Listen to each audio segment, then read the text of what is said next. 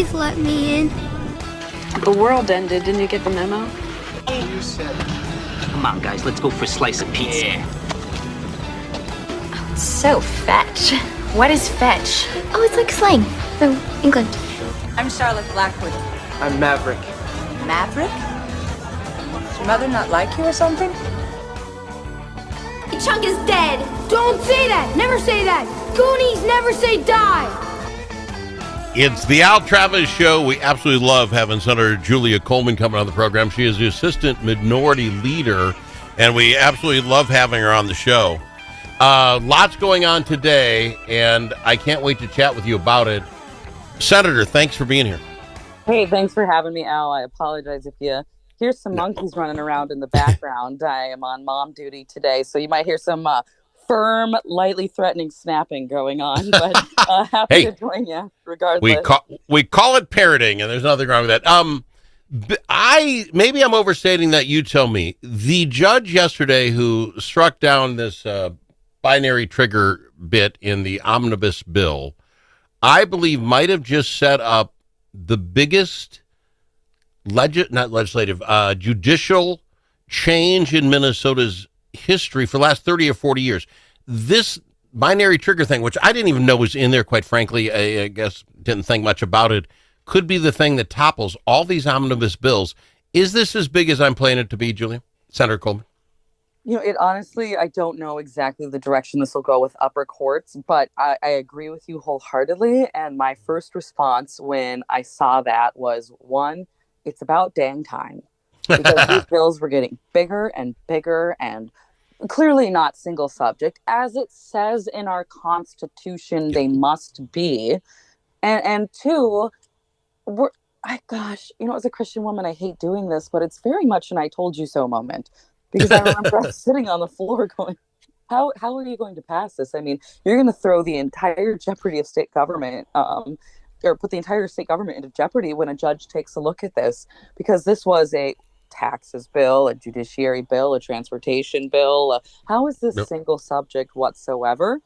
And the binary trigger part to it in itself is a whole different conversation. Yep. But I believe that when we go into session this year, first of all, things are going to be different for a number of reasons, horrible reasons, but then for good reasons, because I got into office saying these omnibus bills are out of control and we need to narrow them down. And when we were in the majority, I saw them truly focus on single subject, but I haven't seen it since. Well, and this has been going on for 30, 40 years. I mean, I don't want to relieve all Republicans of any harm here, but this has been going on year after year after year, even when Republicans are in charge. I find it interesting that the Supreme Court hasn't come in and weighed in. Now, I get it, three equal branches. They don't want to step on any toes. But it really took somebody, the Minnesota Gun Caucus, I got to get the name, I don't have, Gun Caucus, to go with the Upper Midwest Law Center and say, we don't think this is right. And this judge agreed. Now, where does it go from here? Because according to what I read, Walz and the AG want to take this, appeal this. But if this gets to the Supreme Court, and I'm not a smart man, you know that, Senator, but when I read what that says in our Constitution, it's pretty black and white. There's been a couple of times, unfortunately, with the Minnesota Supreme Court that I've seen something that is black and white. I mean, it's impossible to interpret any other way. And I've been surprised to see that a Supreme Court that's, for the most part, been heavily stacked democratically, has ruled in a way that shocked me. For example, when there was a tie in the House and we were trying to establish quorum, and we found the exact intent of the original lawmaker that designed what quorum should be. And they still said it had to be 68. It's things like that blow my mind. So I get nervous with it going to the Supreme Court, but at the same time hopeful, because to your point, it's as clear as day that was unconstitutional. See, and I sat through that whole thing. I watched it on the television, but I sat through smoking cigars and watching all that. And I guess is an innocent bystander, I would agree with you. I thought I knew what a quorum was. I can see how the other side have points about it, so then you got 9 people to make this up. I can't for the life of me find out anything when I read that Constitution that says it's not about a single subject, and it must have a header that tells people what it's about. And you can't tell me parental leave and the binary trigger thing have anything to do with each other. But then you find an intelligent attorney who says something along the lines of, the single subject is the policy going on in the state of Minnesota. And so, which would negate the Constitution Amendment or the constitutional statement altogether, right? It's all about Minnesota. So, that would be interesting. That would be interesting. All right. So, what I like this idea of getting rid of the omnibus because I don't like what I call people able to hide. We had representatives who didn't vote against the Inspector General's bill. They voted against voting for it. That's just playing games with me. I don't want the games. I want one thing after another coming up. How would it change the Congress? I had one senator on earlier saying you couldn't get through all the bills. Someone could clog it up by just, getting on the floor and filibustering. Okay, maybe we have less government laws being put out, but I might be really okay with that.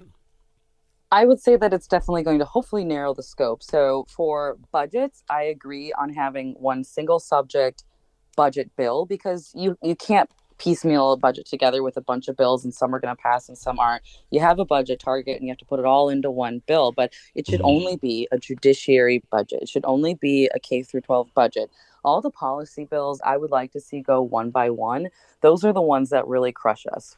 We'd like to support X, Y, and Z, but A, B, and C are in there. And policy, there's no excuse for why those can't go one by one. I disagree with lawmakers saying that things won't get done. I just got back from a legislative retreat, and there are states like, for example, Ohio, where every single bill that gets introduced gets a hearing and gets voted up or down on committee.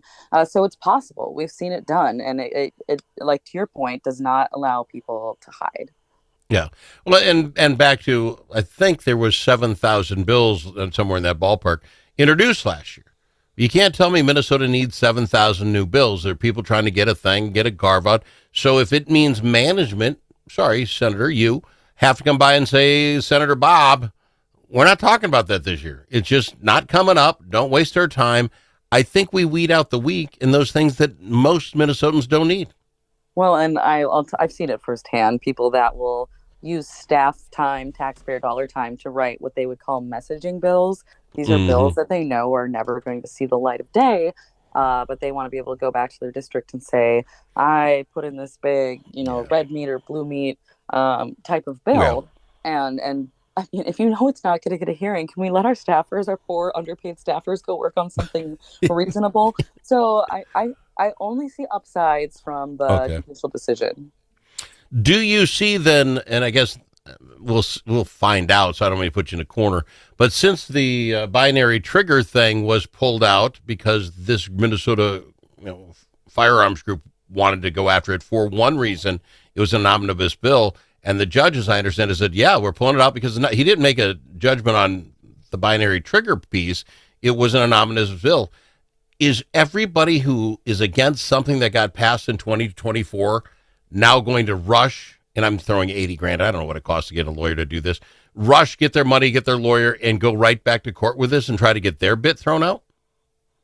I could definitely see that happening, and I don't see there being a special session to pass the pieces that got shut down because of all of the moving parts with such a narrowly divided legislature. And we have so many special elections hanging in the air that this is going to have to be solved through the courts, or we're going to have to redo the pieces next year. Wow, this is going to change things the way we look at stuff. Senator, if you don't mind waiting on the other side, I have some new thoughts on who's going to be running for governor, and I'd like to talk with you about him on the other side. It's Senator Julia Coleman on the Al Travis Show. Think about it. A famous politician once said, "You're entitled to your opinion, but you are not entitled to your own facts." But in a world full of AI and fake news, where can Minnesotans find the facts? Center of the American Experiment is Minnesota's go-to source for fact-based analysis and common sense solutions for taxes, energy, public safety, and our kids' education. Visit AmericanExperiment.org for more information. Think About It is brought to you by Center of the American Experiment, Minnesota's think tank. Dust from livestock buildings can be harmful to your animals and to you. Coughing animals can lead to costly vet visits and other serious health problems. Now there's an environmentally safe solution for your dust problems. It's called Dust Lock. DustLock can control the dust all summer long with just one application. Protect your animals and your health with DustLock. Learn more at dustlock.com.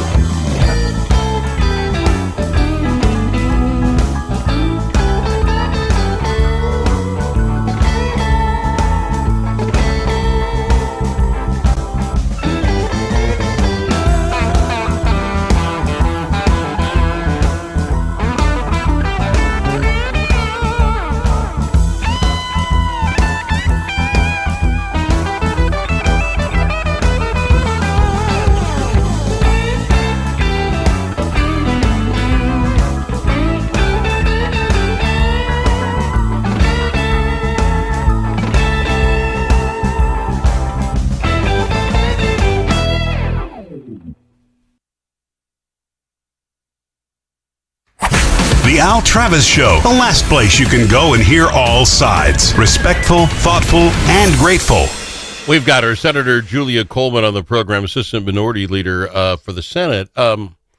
Senator, I have been giving Governor Walz, I think, a lot of grace in that why he hasn't decided whether he's in or out or not. He loses the vice presidentship. That's got to hurt. Little sting. What do we want to do with our lives? I get it.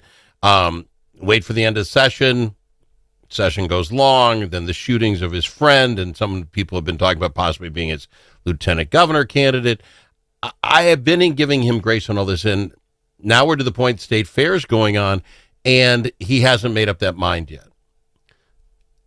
I've been playing checkers, is what I'm using today. I think the other side is playing chess. What I hear now is possibly what they're doing is he's trying to convince Klobuchar, Senator Klobuchar, to run for that seat, to be the governor. Be a very hard, battle to win for the Republicans. She gets it. There's an open Senate seat. She's the governor. She appoints Walz to be the senator. If that's what they're doing, Senator, they're playing checkers up there. I don't know how well this goes over, but is that plausible? Is that why we're waiting this long?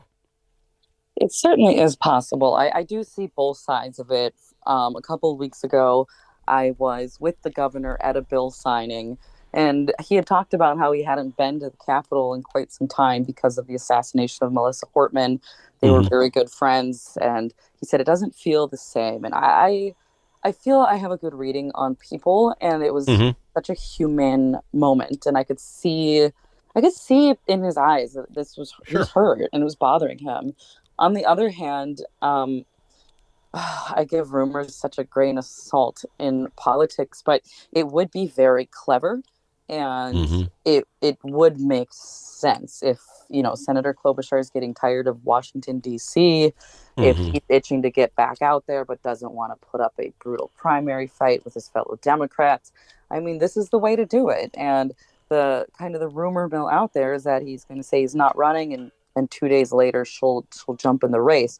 To your point, she would be incredibly hard to beat, almost impossible. She's got access to, all the Washington donors as well as the Minnesota ones, the name ID. She's shucks Amy. She hasn't really done anything very controversial, and it could set her up for, potentially her own presidential bid better, being seen as a governor versus United States senator.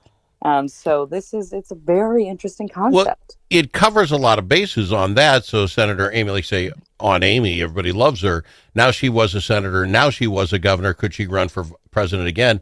She's got a better resume. It does the same thing for Walz, right? Walz runs for governor, doesn't win. He's pretty much done. He's not going to get the presidentship when you couldn't win your own state of Minnesota. But if he wins the governorship, okay, he's Governor Walz. It's who he was when he ran for VP and didn't go anywhere. But this, if he gets to be the senator now, which also would end at the same time, he gets 2 years as a senator. Now he's a governor and a senator, and now I want to be your president. I've won, it sets him up time-wise very well. But don't you think the shucks on Amy character goes away if she plays this game and hands the governor over a Senate seat? That's a tough one, because I can see them denying that there's any deal, and then her saying, this is the one man that I trust. He's been out in D.C. He's proven he can do this, and Minnesotans know him and have voted for him, so it's the most logical thing to do. And voters have a short memory, and we saw with Democrats last cycle that they're okay with Democrat leaders playing this game. That's how we got Vice President Harris to be the top of the ticket without a single primary voter voting for her. We've seen that they're okay with this, and we've seen that the voters have short memories. It didn't work out too well for them, but Minnesota's a very, very blue state, so it's a very interesting concept. If this doesn't actually happen, I'm going to be more amazed than ever at the Minnesota political rumor mill, but it's a loud one, getting a lot of traction. Let me ask you this. So they're playing checkers. Al's sitting here playing chess. They're playing chess. I'm playing checkers. Tell me the Republican Party of Minnesota is also playing chess. Do we have those that can come in and make a difference? Do we have wait a minute, if you become from senator to governor, I'll take the Senate seat. We can both run for Are we thinking 3-4 years ahead and putting pieces together? Well, without the levers of power, that's very hard to do. And so our best bet would be to block the whole thing entirely and elect a Republican to governor. And so that's where Republican voters come in, particularly those that vote in primaries or participate in the caucus process, which is actually arguably more critical than the primary here, is to elect a candidate for governor that can actually win statewide. Somebody that is a moderate and is well-spoken, has proven they can fundraise, and is charming and likable. Do not go with the person that is the fire breather for the party's base. That is not going to prevent this from happening. See, but is that ready? Here's my problem. And I know two that have been on the program running from the Republican side for governor. They're thinking, I presume that was Walz or someone else. Are more Republicans apt to get in? That person you just described, willing to get in if it's a senator on Amy? That's the $1 million question right there. Oh, I don't think it is. I think people, if you're running scared of Walz, who has many things he has to deal with, if we're not getting a plethora of candidates like you described with him, I think this could really hurt the Republicans. I'm sorry. If you're not willing to play the fight with the big fight on Amy, then you might as well give it up for the next 4 years, next 8 years. Yeah, I agree. And I have heard that the White House is actually stepping in and starting to really work hard on recruiting particular candidates. I'm not going to name them, but they're getting involved at this point. And so that could change things when your president asks you to do something. It's a lot different than, Julia Coleman's asking you to do something. So we'll see. We'll see if that has an impact, because they certainly believe that Minnesota could be in play given the right environment. Well, I think the environment's there. And just to squelch any rumors, he has not called me, hasn't texted me. Darn it. Dang nabbit. I thought I was on the short list, but that was to take out the trash. Senator Coleman, I thank you very much for doing this. I know you're very busy today and you stopped in, but I thought you would just be the perfect person. I appreciate you talking this out with me today. Absolutely. Anytime, Al. All right. Senator Julia Coleman on the Al Travis Show. Tired of one-sided media and divisive noise drowning out your conservative values? Take back the conversation with Braver Angels. Join a grassroots movement to restore civility and find common ground without compromising